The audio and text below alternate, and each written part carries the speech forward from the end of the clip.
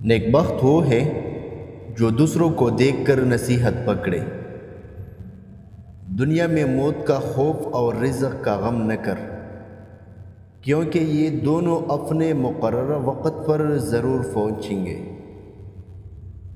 اعتدال پر نگاہ رکھ کہ اس کے دونوں طرف افراط اور تفریط حائل ہے۔ تلافی کرنے میں کبھی خیال نہ کرو، اب بہت دیر ہو چکی ہے۔ اپنا راز پوشیدہ رکھنا حکمت ہے۔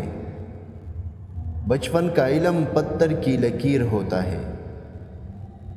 علم اور فن دونوں بہت بڑی دولت ہے۔ اپنی اصلاح دنیا کا مشکل ترین کام ہے۔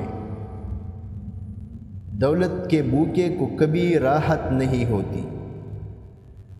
خوبصورت ہونا اہم نہیں ہے، اہم ہونا خوب ہے۔ نعمت کا نامناسب جگہ خرچ کرنا ناشکری ہے۔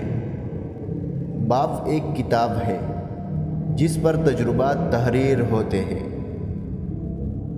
انسان کی زندگی میں دو وقت ایسے آتے ہیں جو اسے سوچنے پر مجبور کر دیتے ہیں۔